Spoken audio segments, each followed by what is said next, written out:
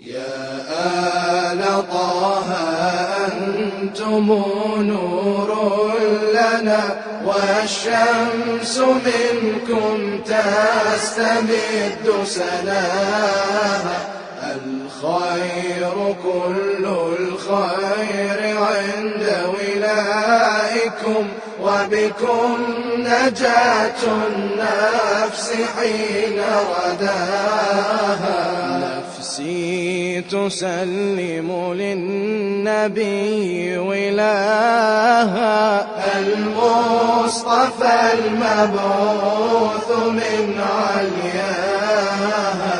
ولمن بحقه هل أتى قد نازلت وبخيبر تشهد له قتلاها.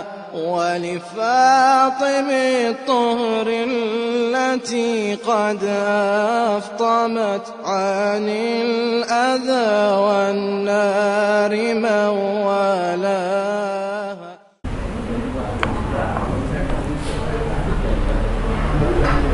بسم الله الرحمن الرحيم. الحمد لله رب العالمين، والصلاة والسلام على أعز المرسلين المبعوث رحمة للعالمين، حبيب قلوبنا وضياء أبصارنا وشفيع ذنوبنا أبي القاسم المصطفى محمد. اللهم صل على وأهل بيته الطيبين الطاهرين وأئمة الهداة المهديين، سيما بقية الله في الأرضين، روحي وأرواح العالمين في تراب مقدمه الفداء صاحب العصر والزمان. جعلنا الله وإياكم من أنصاره وأعوانه وجنوده وخدمته والمستشهدين بين يديه يا أرحم الراحمين. أما بعد، أيها الإخوة والأخوات، السلام عليكم ورحمة الله وبركاته. قال الله تبارك وتعالى: أعوذ بالله من الشيطان الرجيم، بسم الله الرحمن الرحيم. ونريد أن نمن على الذين استضعفوا في الأرض فنجعلهم أئمة ونجعلهم الوارثين. صدق الله العلي العظيم. Alhamdulillah, siang hari kita duduk bersama untuk mengkaji kembali dalam acara iftitahiyah, pembukaan pengajian kita yang sempat libur Syahrul Ramadan dan lain sebagainya. Maka sebuah sekelaziman bagi kita para pembicara di hadapan antum, an-naqula minal a'idin wal faizin wal maqbulin. Semoga Allah menerima seluruh amal-amal baik kita di bulan Ramadan dan tetap menjaga diri kita, kualitas ibadah kita seperti halnya di dalam bulan-bulan Ramadan dan Syawal. Dan sekarang kita berada di penghujung bulan Syawal. Biasanya bulan Syawal ditutup dengan hari mengenang syahadahnya Al-Imam Rais al-Madhab al-Ja'fari, yang madhab ini dinisbatkan kepada beliau, yaitu Al-Imam Abu Abdullah Ja'far ibn Muhammad as-Sadiq, yaitu Al-Imam as-Sadiq salawatullahi wassalamuhu alaih, pada tanggal 25 Syawal tahun 148.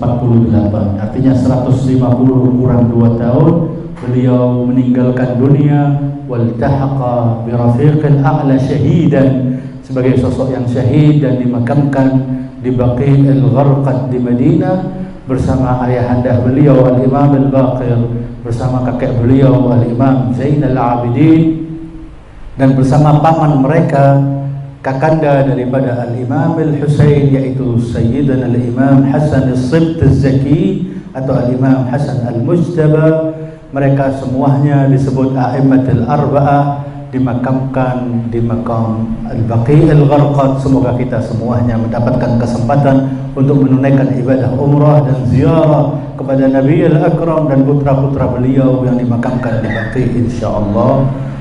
Kajian hari ini kita membahas seputar dengan Al-Imam Al-Mahdi Ajjalallahu Farajahu Syarif, atau yang lebih dikenal dengan Mahdawiyah atau seputar Imam Mahdi. Di kajian sebelumnya, sebelum kita libur panjang Syahrul Ramadan, kita telah membacakan memetakan tentang kajian Imam Mahdi berdasarkan alamat duhur, berdasarkan tanda-tanda penunjuk pengantar sebelum kemunculan Al-Imam Al-Mahdi. Kita sampaikan ada 5 alamatul hatmiyah, tanda-tanda dibagi menjadi 2, yang universal, tanda pasti dan tanda tidak pasti. Kemudian kita sampaikan 5 tanda pasti sebelum kemunculan sahibul asri waz zaman, yaitu keluarnya khurujul Yamani, kemudian khurujus Sufyani, keluarnya Sufyani, kemudian terjadi sayha, jeritan di langit, kemudian bada, dan qatlun nafsiz zakiyah, terbunuhnya nafsu zakiyah. 5 hal ini telah kita bahas,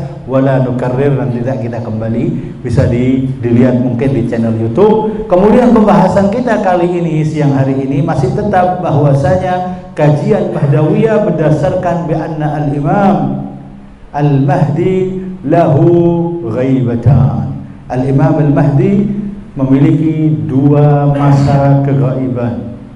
Al-Imam Al-Mahdi bagian daripada keyakinan Imamiyah sebagai fundamental, sebagai daruriyatid din, sehingga kita harus meyakini tentang Al-Imam Al-Mahdi, bahwa siapakah Imam Al-Mahdi? Beliau adalah yang tadi di ayat pertama yang kita bacakan ada kaitannya dengan Al-Imam Al-Mahdi, yaitu Allah menjadikan dengan keinginan dan iradahnya, wa nuridu irada ilahiyah atau ja'lul ilahi, bahwa beliau adalah akan menjadikan, Allah akan menjadikan sosok orang-orang mustad'afina fil ard, wa nuridu an namunna 'alal ladzina istud'ifu, orang-orang mustad'afin di ard, untuk dijadikan apa? Sosok-sosok a'immah, sosok-sosok pemimpin dan sosok-sosok yang mewarisi dunia ini. Allah yang memiliki langit dan bumi, kemudian Allah mewariskan bumi ini kepada siapa? Kepada orang-orang mustad'afina fil ard, yaitu orang-orang yang ada, yang dikucilkan, yang dianggap dhaif dan selalu dikucilkan. Mereka ini yang akan dijadikan sosok pemimpin. Siapakah beliau? Yaitu Al-Qa'imah Ali Muhammad salawatullahi wasallamuhu alaih, yaitu Al-Imam Al-Mahdi ajalallahu farajahu syarif. Kemudian Al-Imam Al-Mahdi, bahwa beliau memiliki 2 ghaibah. Ada 2 masa keghaiban Al-Imam Al-Mahdi. Kami sebagai pecinta mungkin sudah satu hal yang ma'ruf dan masyhur, bahwa ucapan Al-Imam ketika mengatakan anna lil qa'imi ghaibatan, bahwa Al-Qa'im ini yang dikekalkan dari keluarga Al-Mustafa, yang sampai akan menghidupkan dunia ini dengan berbagai macam keadilan, yamla'ul arda qistan wa adla ba'dama muli'a dhulman wa jawra. Harus kami yakini bahwa beliau memiliki masa 2 keghaiban, ghaibatan, yang satu qasirah, yang satu tawilah, yang satu agak pendek, kemudian yang satu panjang, hatta tulal amad. Yang pertama itu adalah masa kepemimpinan beliau ketika sesaat setelah wafat dan syahadahnya ayah Imam Mahdi, yaitu Abu Muhammad Al-Imam Hasan ibn Ali, atau yang dikenal dengan Al-Imam Al-Askari, Hasan Al-Askari. Beliau wafat tahun 265. 260 tersebut kemudian menjadikan beliau sebagai imam. Saat itulah masa yang disebut dengan ghaibatus sughra. Masa ghaibatus sughra artinya apa? Berlalu mulai itu sampai syahidnya, sampai wafatnya Safirur Rabi', yaitu delegasi pasti sebagai naibul imam al-khassah, perwakilan imam yang khusus di muka bumi ini. Ada 4 orang. 4 orang ini satu wafat digantikan, satu wafat digantikan, sampai wafat yang terakhir sekitar 69 tahun wafatlah Safirur Rabi' yang dikenal dengan namanya Muhammad ibn Ali As-Samuri. Maka dari situlah masa transisi berpindah dari masa ghaibatus sughra Al-Imam Al-Mahdi berubah menjadi ghaibatul kubra atau ghaibah at-tammah yang menyeluruh, sehingga tidak ada lagi delegasi pasti yang ditunjuk oleh imam sebagai perantara halaqatul wasl, yang menggabungkan antara al-imam dengan al-ma'mum, antara ra'i wal ra'iyah, antara pemimpin dan yang dipimpin. Kami ini adalah umat yang memiliki pemimpin dan pemimpinnya hayyun yurzaq, memiliki pemimpin yang masuk hidup dan diberikan rezeki oleh Allah tabaraka wa ta'ala. 4 orang ini sufara'il arba'ah harus kita ingat, harus kita tahu, mereka adalah ajilla ashabil imam, orang-orang mulia, orang-orang di atas wasaqah, kejujuran, keilmuan, kealimannya tidak lagi diragukan bahwa orang terpercaya, termasuk khawasul khawas daripada ahlul bait at-tahirin, ahlul bait yang disucikan oleh Allah. Siapakah mereka ini? Mereka ini yang pertama itu namanya Utsman ibn Sa'id al-Amri. Utsman ibn Sa'id al-Amri, beliau sahabatnya al-Imam al-Hadi dan sahabatnya Imam Hasan al-Askari, dan menjadi wakil resmi atau safirnya Imam Mahdi di muka bumi ini untuk seantero dunia, sebagai kalau ada pertanyaan hukum syariah kepada beliau. Utsman ibn Sa'id al-Amri kemudian wafat, digantikan oleh putranya Utsman, namanya Muhammad ibn Utsman ibn Sa'id al-Amri. Ini safir yang kedua yang paling lama memimpin, hampir 50 tahun menjadi safirnya imam. Kemudian wafat, digantikan oleh safir, oleh delegasi ketiga, naibul khas al-Imam al-Mahdi, namanya Al-Husain ibn Ali an-Nawabakhti. Al-Husain ibn Ali an-Nawabakhti. Kemudian yang terakhir namanya adalah Muhammad ibn Ali As-Samuri. 4 orang ini perlu kita hafal namanya. Siapakah mereka? Saya ulang lagi, mereka nama-namanya adalah sufara tersebut. Utsman ibn Sa'id al-Amri, putranya. Siapa putranya? Namanya adalah Muhammad ibn Utsman al-Amri. Kemudian yang ketiga Al-Husain ibn Ruh an-Nawabakhti, dan yang terakhir Muhammad ibn Ali As-Samuri. 4 orang inilah menjadi delegasi imam. Sampai pada yang keempat, Muhammad ibn Ali As-Samuri, ada tulisan min nahiyatil muqaddasah dari Imam al-Mahdi, dikatakan fa inna bainaka wa bainal maut. Madmunnya riwayat daripada yang disampaikan kepada safir yang keempat ini, sesungguhnya antara kamu dan kematianmu sittat ayyam. Dikabarkan oleh imam bahwa kamu akan menjemput ajalmu dan kau akan wafat, antara kamu dan kematianmu 6 hari. Masya Allah, kalau kita dikabarkan 6 hari lagi wafat, kira-kira taubat, sholat, rokaat, sujud, qiyam wa ila akhirih. Ada dikabarkan fa inna bainaka wa bainal mauti sittat ayyam, maka jangan nunjuk siapa penggantimu, siapa khalifahmu dan penerusmu. Telah menjadi hikmah Allah, iqtadat hikmatullah untuk jadi ghaibatul kubra atau ghaibatul tammah, tidak ada lagi. Sehingga setelah wafatnya beliau, masa gaib beliau hingga saat ini tahun 1446 Hijriah. Kita menanti-nanti kapan kemunculannya. Al-Imam al-Mahdi ajjalallahu farajahu syarif adalah imam kita yang diajarkan, yang semua lisan ahlul bait mengabarkan bahwa imam ini adalah lahu gaib, memiliki ghaibah di masa kehidupan beliau. Dari riwayat Ar-Rasul al-A'zam wan Nabi al-Akram Muhammad sallallahu alaihi wa alihi wasallam, beliau pernah bersabda dalam ucapannya, riwayat ini ada dalam Al-Kafi, ada di dalam kitabnya Syekhul As-Saduq, termasuk riwayat yang mu'tabarah bahwa Imam al-Mahdi memiliki 2 kali ghaibah. Rasulullah mengatakan la budda li sahibi hadzal amr. Lisan Sayyidul Wujud Muhammad pernah mengucapkan dalam sabdanya, harus sebuah kelaziman, sebuah la budda li sahibi hadzal amr. Untuk apa? Min ghaibatin. Beliau akan memiliki masa ghaibah. Kemudian dilanjutkan, innallaha ittala'a 'alal ard. Sesungguhnya Allah memandang di bumi ini, di muka bumi ini, fakhtarani faja'alani nabiyya. Maka Allah melihat di bumi dan memilih aku sebagai nabi.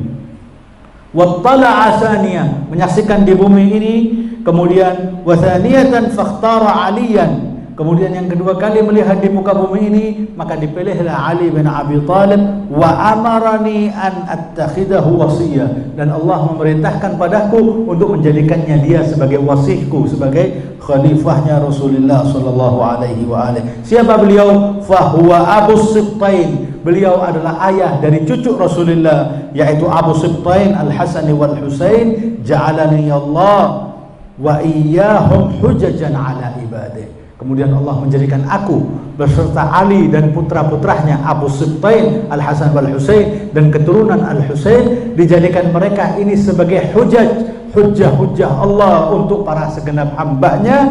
Kemudian wa ja'ala min sulbil Husain, dan Allah menjadikan dari sulbi al-Imam al-Husain a'immatan, sosok para pemimpin-pemimpin, yaqumuna bi amri, menegakkan perkaranya Rasulullah, mengindahkan ajaran Rasulullah, menghidupkan ajaran Allah yang melalui Rasulullah sallallahu alaihi wa alihi, wa yahfaduna wasiyati, dan menjaga wasiatku. Wattasi', kemudian beliau mengabarkan tentang Al-Imam Al-Mahdi bahwasanya yang ke-9, at-tasi', yang ke-9 minhum, dari keturunan Al-Husain, qaimu ahli baiti, yang dikekalkan, yang qaim dari ahlul baitku, wa asbahun nas bi, dan paling miripnya manusia dengan aku adalah keturunanku, keturunan Al-Husain yang ke-9, yaitu sahibul asr wal zaman.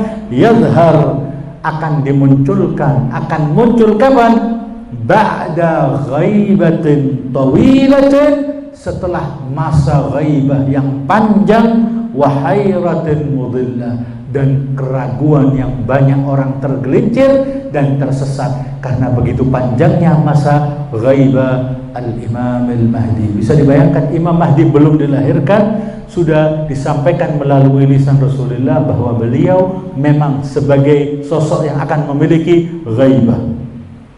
Adapun Al-Imam Amirul Mukminin Ali bin Abi Thalib juga menggambarkan bahwa annal qaim, bahwa Al-Imam Al-Mahdi memiliki masa ghaibah. Annal qaim minna, sosok pemimpin Al-Qaim yakni Al-Mahdi dari kami, idza qama, kalau muncul, kalau dimunculkan oleh Allah di tengah bumi ini, lam yakun li ahadin fi unuqih bai'atun, tidak ada di unuknya, di pundaknya yang memiliki baiat kecuali berbaiat kepada Al-Imam Al-Mahdi. Fadzalika tukhfa wiladatuh, yang beliau ini yang disamarkan masa kelahirannya, tukhfa wiladatuhu wa yughayyab syakhsuh, dan dighaibkan personalnya. Imamnya maujud tapi sosoknya dighaibkan. Sampai kapan umat ini merasa aman, merasa siap untuk dimunculkan, maka Allah akan dimunculkan. Ini dalam lisannya Al-Imam Amirul Mukminin Ali bin Abi Thalib, wa yughayyab syakhsuh, Allah akan menghaibkan sosok beliau. Adapun Al-Imam Al-Hasan Al-Mujtaba, beliau pernah, setiap imam pernah membahas dan mengucapkan dengan kemuliaan Al-Imam Al-Mahdi, sehingga kalau kami dikatakan siapa yang paling mulia, Al-Imam Al-Mahdi fi akhir zaman, itu adalah afdalul a'immatut tahirin ba'da ashabul kisah. Ashabul kisah afdaluhum adalah Rasulullah sallallahu alaihi wa alihi wasallam. Itu adalah semua kemuliaan ada. Mungkin pernah kita sampaikan, dalam semua kemuliaan ini berada dalam 5 jari kita. Sumber kemuliaan adalah yang ada, akbaruhum wa atwaluhum, yang paling tinggi yaitu jari tengah kita, Ar-Rasulul A'zam wa Nabiyul Akram Muhammad. Jadi perumpamaan, analoginya, kalau kita mau pastikan 5 ini ashabul kisah ada selalu di telapak tangan dan jari kita. Jari tengah ini perumpamaannya adalah Ar-Rasul sallallahu alaihi wa alihi wasallam.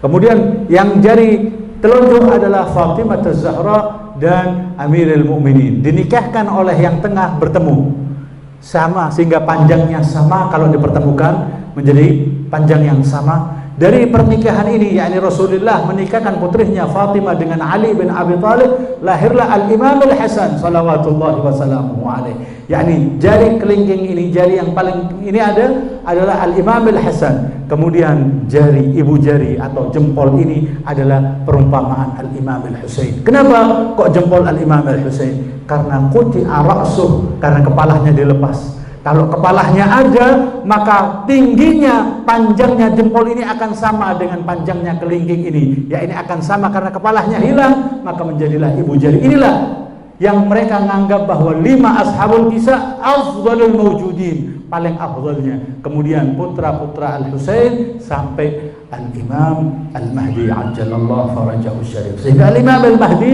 telah begitu sering diucapkan oleh lisan ma'sumin, lisan ayahanda beliau, sampai semuanya. Kita baca di sini ada banyak, semuanya imam mengucapkan. Akan tetapi hanya kita akan menukil 5 imam saja, yakni 5 sosok mulia Rasul: Ali bin Abi Thalib, kemudian Al-Imam Al-Hasan, kemudian Al-Imam Al-Husain. Sampai di situ kita akan masuk. Akankah mungkin kita berjumpa dengan Al-Imam Al-Mahdi di masa ghaibah seperti saat ini? Apa yang dikatakan ucapan Al-Imam Al-Hasan Al-Mujtaba, Hasan As-Sibt, Hasan Az-Zaki yang kita peringati di sini juga, yakni majlis wiladahnya beliau di pertengahan syahrul Ramadan. Al-Imam Al-Hasan mengatakan, "Ama alimtum, tidakkah kalian mengetahui, annahu ma minna ahadun illa wa yaqa fi unuqihi bai'ah." Tidakkah kalian mengetahui dan memahami bahwa tidak ada dari kami siapapun, dari imam-imam yang 12 ini dan 14 sosok-sosok luhur suci ini, kecuali mereka memiliki bai'ah. Ma minna a'immatut tahirin ahadun, seorang siapapun, illa, kecuali punya bai'at dengan imam, punya bai'at dengan siapa? Sultan, pemimpin yang kita harus mau tidak mau memberikan bai'at kepadanya. Illa wa yaqa fi unuqihi bai'ah, pernah berbai'at. Litaghiyati zamanihi, pernah harus tunduk dengan paksaan. Untuk apa? Tunduk kepada taghiyat zamanihi, diktator zamannya. Kemudian illal qa'im, kecuali Al-Imam Al-Qa'im Al-Mahdi, sosok satu-satunya dari a'immatut tahirin yang tidak pernah berbaiat atau tunduk walaupun dengan secara paksa kepada imam sultanun jair atau taghiyat zamanihi, sosok diktator zamannya. Illal qa'im alladhi yusalli khalfahu, yang beliau akan muncul kemudian akan sholat bersamanya. Yusalli khalfahu Ruhullah Isa bin Maryam, yang akan sholat di belakangnya menjadi makmumnya adalah Ruhullah wa kalimatuhu, yaitu Isa bin Maryam ala nabiyina wa alaihi afdalu salatu wassalam. Kemudian dilanjutkan oleh Imam Al-Hasan, fa inna Allah azza wa jal yukhfa wiladatuh, sesungguhnya Allah akan menyamarkan, akan menutupi kabar kelahirannya. Yukhfa wiladatu wa yughayyab syakhsuh, dan akan dighaibkan saksiyahnya, sosoknya. Li'alla yakuna li ahadin, sehingga tidak terjadi bagi siapapun fi unuqihi bai'a idza kharaja, dan tidak ada yang memiliki baiat kecuali nanti kalau beliau muncul semuanya akan berbaiat kepada Al-Imam Al-Mahdi. Daga siapa ini? Orang yang akan lahirnya kemudian ghaib dan lain sebagainya. Siapakah beliau? Disebutkan oleh Al-Imam Al-Hasan. Masih ada berapa keturunan? Masih ada adindahnya Al-Husain, kemudian 9, yang ke-9 baru. Wadhalika, dan itu wadaka at-tasi', begitu populer ini imam, yang ke-9. At-tasi' min wuldi akhi Al-Husain, ke-9 dari keturunan putra saudaraku Al-Husain. Yakni Al-Imam Al-Husain akan memiliki putra Zainal Abidin, kemudian memiliki putra yang ke-9. At-tasi' min wuldi akhi Al-Husain, dari putra keturunan adindahku Al-Husain salawatullahi wasallamuhu alaih. Kemudian beliau mengatakan ibnu sayyidatil imam, putra dari seorang yang paling mulia dari perbudakan, yakni putra dari seorang wanita yang ditawan kemudian bebas karena melahirkan tuan. Ini adalah seorang putri raja, akan tetapi masa pertawanan ditawan dan dijadikan seorang budak, dibebaskan, dibeli dan dinikahkan oleh Al-Imam Hasan Al-Askari, melahirkan hujjatuz zaman wa waliyuz zaman wa sahib al-asri waz zaman ajjalallahu farajahu syarif. Sehingga beliau mengatakan ibnu, putra sayyidatul imam, tuannya para budak wanita. Yutilullahu umrah fi ghaibatih. Allah akan panjangkan umurnya di masa ghaibahnya. Yutilullahu umrahu fi ghaibatih summa yadhar biqudratih. Kemudian Allah nampakkan dengan kemampuannya fi suratin syabin, akan dimunculkan dengan bagaimana wujud perwujudan imam zaman yang umurnya panjang ini dalam keadaan syab, seperti seorang pemuda fi muktabal umur, yakni 30 sekian dan lainnya, jadi sosok pemuda yang masa keemasan kekuatannya fi suratin syabin duna arba'ina sana, sosok pemuda yang belum sampai 40 tahun. Yakni akan muncul Imam al-Mahdi fi akhir zaman yang umurnya begitu panjang, akan tetapi ketika muncul umurnya seperti sosok seorang pemuda belum 40 tahun. Salawatullahi wassalamuhu alaih. Dzalika liya'lam, hal tersebut supaya manusia ini mengetahui keagungan dan qudrat ilahiyah, kemampuan dan qudratnya Allah tabaraka wa taala. Dzalika liya'lama anna Allah ala kulli syai'in qadir, sesungguhnya Allah mampu atas segala sesuatu. Kemudian kita akhiri dengan ucapan beliau mengatakan tadi itu memiliki ghaibah, dan kita akhiri dengan ucapan Al-Imam Al-Husain salawatullahi wassalamuhu alaih. Beliau mengatakan qaimu hadhil ummah, qaim yang dikekalkan, yang masih terus ada menghampiri sampai akhir zaman. Fa innahuma lan yaftariqa hatta yarida alayyal haud, yang tidak akan pernah terpisah sampai bertemu lagi yaumul qiyamah di telagahnya Rasulullah. Apa yang dikatakan oleh Imam Al-Husain? Sesungguhnya Al-Mahdi qaimu hadhil ummah, imam al-qaim yang kekal dari keluarga Rasulullah di umat ini, huwa itu adalah putraku at-tas' min wuldi, yang kesembilan dari keturunanku, wa huwa sahibul ghaibah, dan beliau ini adalah yang memiliki masa keghaiban. Wa huwa sahibul ghaibah wa huwa alladhi, dan beliaulah orang satu-satunya yuqassimu mirasahu wa huwa hayy, dibagi-bagi warisannya padahal beliau masih hidup. Biasanya kan orang bagi warisan siapa? Sudah wafat, punya peninggalan, dibagikan warisannya. Sedangkan Al-Imam Al-Mahdi Al-Qaim dibagikan hartanya padahal beliau masih hidup. Ya ini apa? Ketika beliau mendapatkan warisan dari ayahnya diambil dan lain sebagainya, sehingga dikenalkan beliau adalah sosok wa huwa alladhi yuqassimu mirasahu, yang dibagi warisannya sedangkan beliau hayyun, masih hidup. Oleh karena itu di zaman ini kita harus meyakini bahwa Al-Imam adalah sahibul ghaibah, sosok yang memiliki ghaibah, dan ghaibahnya dua kali, ghaibatul sughra dan ghaibatul kubra. Kemudian pembahasan berikutnya seputar Mahdawiyah, akankah kita di zaman ghaibatul kubra memiliki kesempatan untuk berjumpa, untuk berinteraksi, untuk mendapatkan tasyarruf, kemuliaan biliqa'il hujjah, untuk memandang dan bertemu sekedar salaman atau mencium keningnya atau bertanya. Akankah mungkin di zaman ghaibatul kubra seperti saat ini untuk berjumpa dengan waliyil asr wa namusid dahr imami zamanina wa waliyyi ni'matina sahibul asr wa zaman?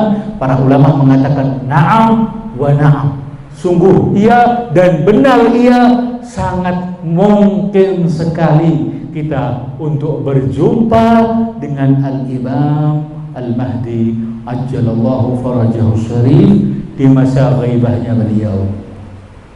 Kami akan menyebutkan dua kejadian atau bahkan lebih, dua kejadian ulama kita yang berjumpa langsung dengan sahibul asri wal zaman ajjalallahu farajahu syarif. Yang pertama adalah qissah yang ma'rufah, yaitu Ibn Mahziyar. Kalau kita ada ma'tam atau nasyid yang labbaika ya Mahdi, Ibn Mahziyar, di situ ada Ibn Mahziyar.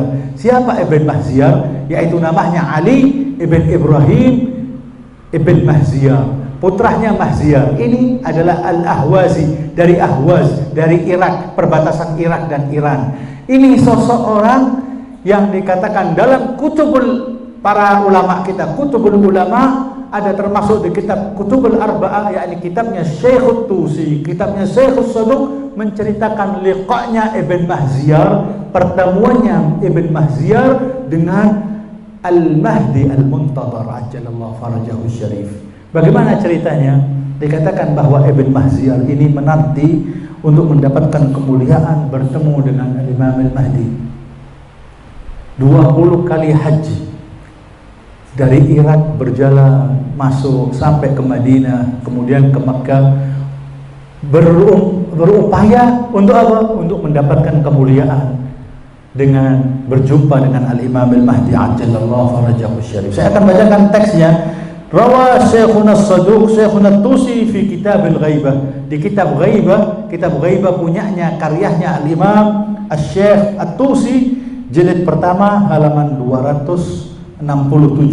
Di situ ada orang bertanya kepada Ibn Mahziyar, bagaimana alu Abi Muhammad, bagaimana keadaan keluarga atau putranya Abu Muhammad, yakni Al-Imam Hasan Al-Askari.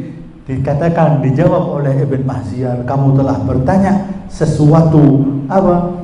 Sesuatu yang agung, sesuatu perkara yang indah. Ketahuilah, aku 20 tahun dakhaltu ala Ali ibn Ibrahim ibn Mahziyar fasa'altuhu an ala Abi Muhammad faqal, aku bertanya tentang Al-Imam Al-Mahdi, kemudian ya akhi laqad sa'alta amrin 'azimin, kamu telah bertanya kepadaku an amrin 'azimin, perkara yang begitu agung.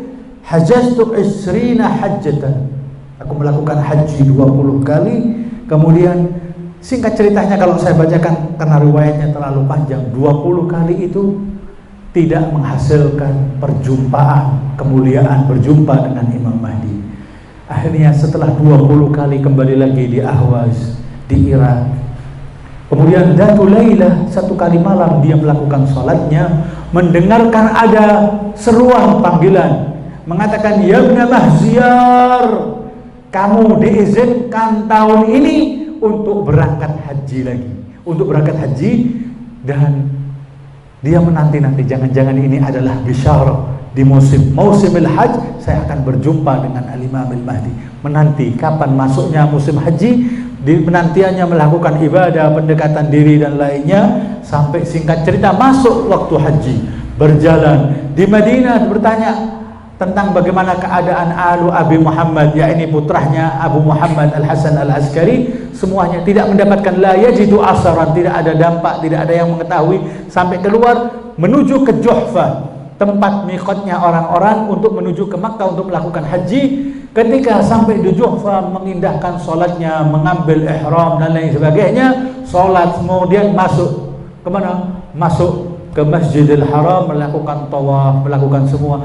Tak kunjung datang i'tikaf di Masjidil Haram. Sampai di situ setelah beberapa hari di Makkah Al-Mukarramah, di Masjidil Haram, ketika dia melakukan tawaf, melihat ada satu sabiyun, seorang pemuda, hasanul wajh, wajahnya indah. Mulai, kata orang Jawa, kretek hatinya si Ibn Mahziyar ini kepada orang ini. Dengan sengaja dia tawaf dan apa? Menyampaikan pundaknya dengan pundak orang ini, digoyangkan, ditabrak sedikit. Kemudian ketika itu memberikan salam. Kemudian orang ini bertanya, kamu dari mana?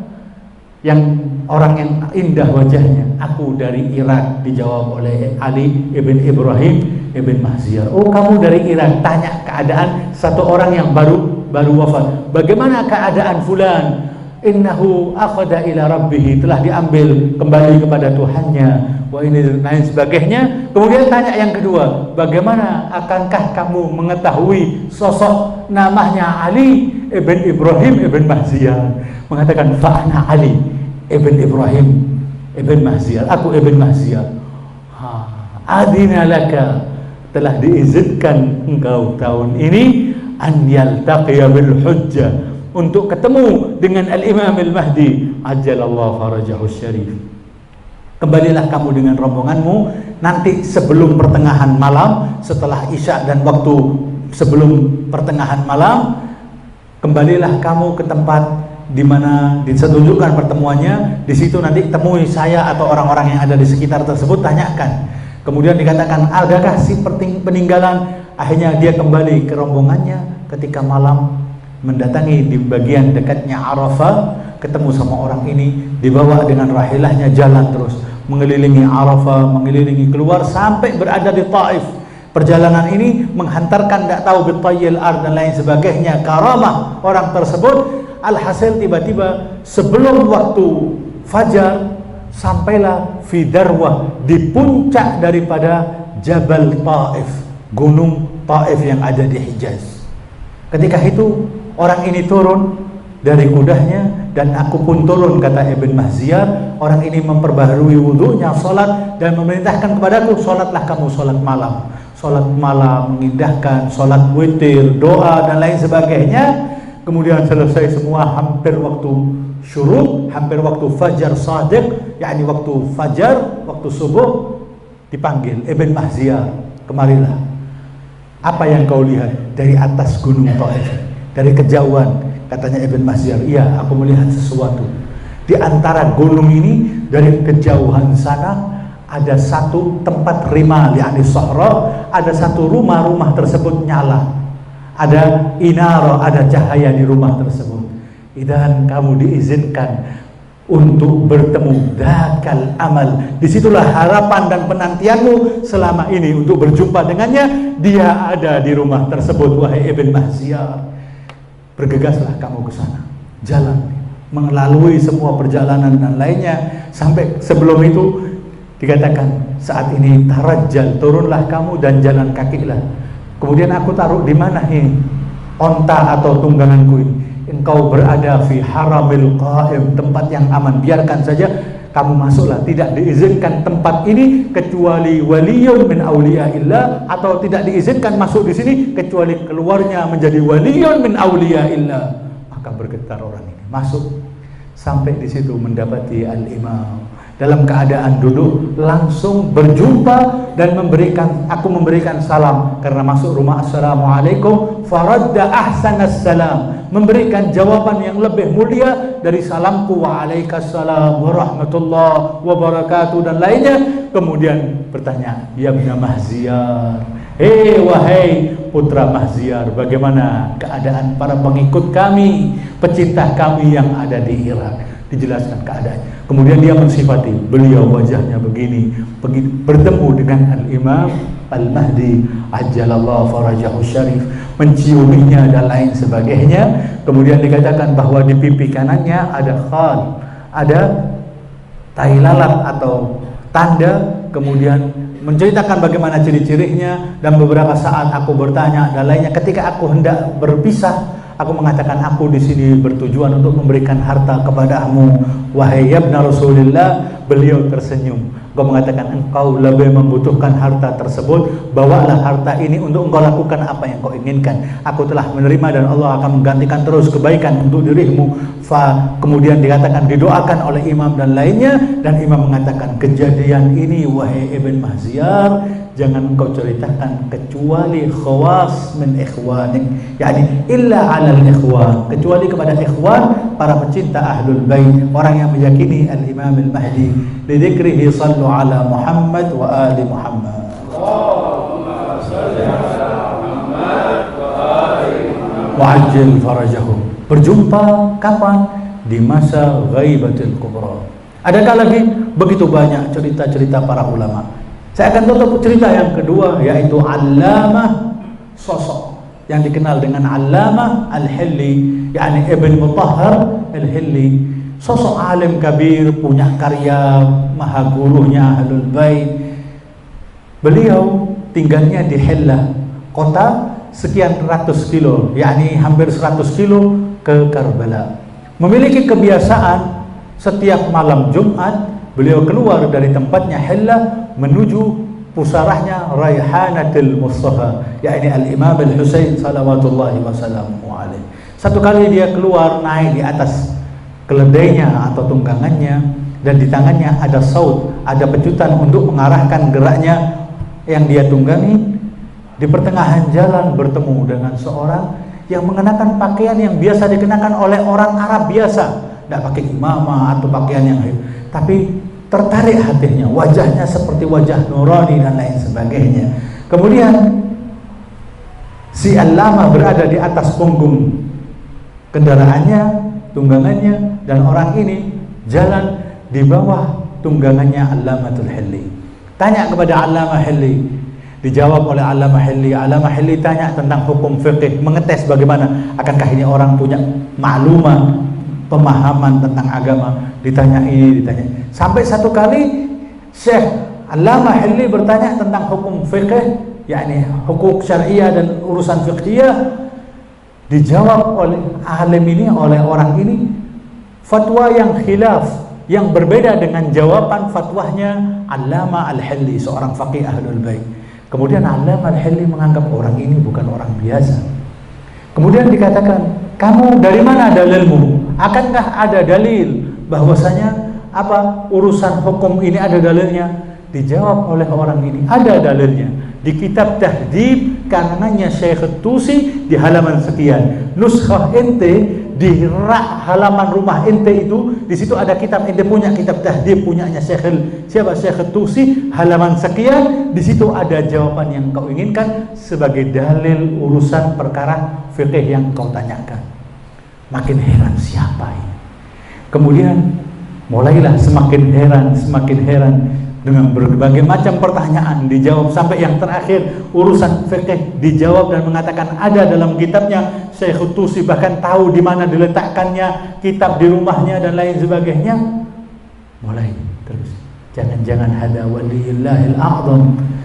Dalam berpikir-pikir ini tangannya tiba-tiba lemas, terjatuh tongkatnya yang ada di tangannya untuk memukul, atau pecutannya jatuh. Ketika jatuh dia ini bertanya, akankah mungkin, ini pertanyaan terakhir, akankah mungkin di zaman seperti ini untuk berjumpa dengan Imam al-Asr, Imam al-Mahdi? Orang ini dikatakan mengambilkan tongkatnya dan diletakkan di tangannya Allamatul Hilli dan mengatakan, bagaimana tidak mungkin, sedangkan telapak tangannya saat ini menyentuh telapak tangan dirimu wahai Syekh.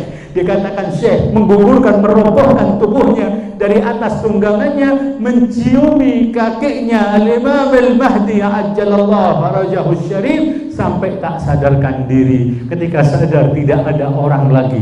Tadilah bahwa akhirnya dia sampai bangun menziarahi Al-Imam Al-Husain, kemudian bergegas kembali ke Hilla untuk apa? Memastikan apa ada jawaban Imam Al-Mahdi dalam kitab yang tadi ditunjukkan. Dibukalah kitab Tahdhib, kemudian di Tahdhib tersebut ada jawabannya. Kemudian ditulis oleh Allamatul Hilli, ini riwayat yang aku dapatkan dari Sayyidi wa Maulaya Al-Imam Al-Mahdi ajjalallahu farajahu syarif ketika aku berangkat di Karbala.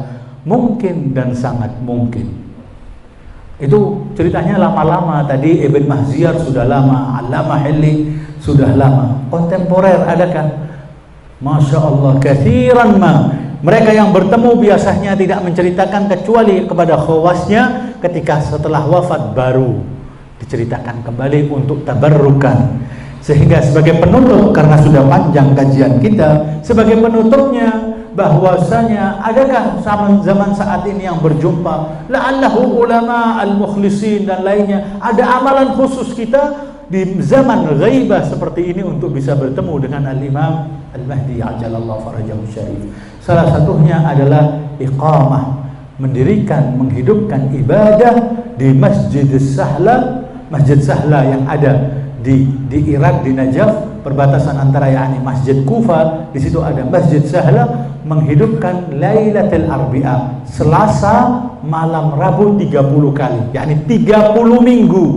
Dan pasti salasuna Lailatul Arbi'a, 30 kali setiap Selasa malam Rabu menghidupkan di Masjid Sahla sampai subuh. InsyaAllah hari ke-30-nya ada mutawatir, sering dalam lisan para ulama akan mendapatkan kemuliaan. untuk berjumpa dengan Imam Mahdi, dan banyak para ulama melakukan, fulan, alan, termasuk Syekh Bahjat, termasuk yang begitu orang-orang, termasuk adalah kakeknya seorang marja yang masih hidup yang saat ini ada, yaitu siapa?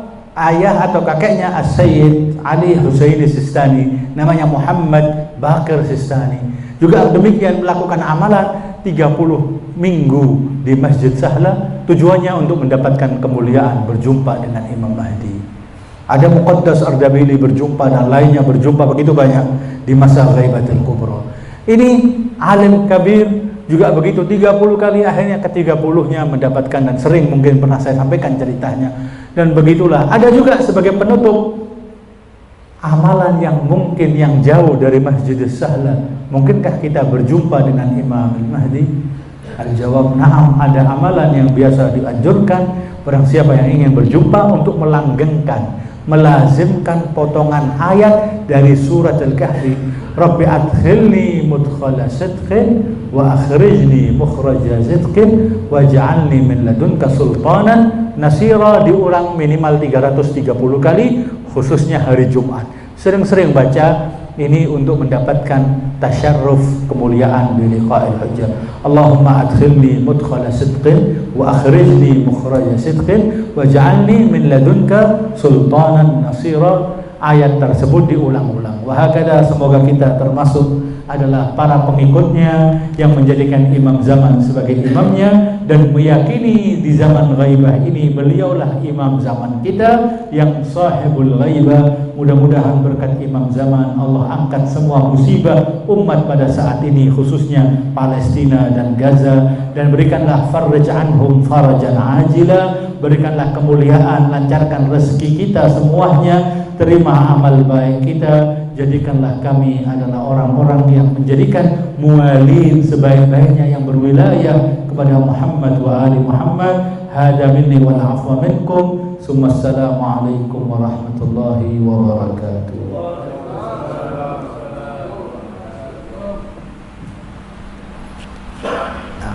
Kalau ada pertanyaan boleh.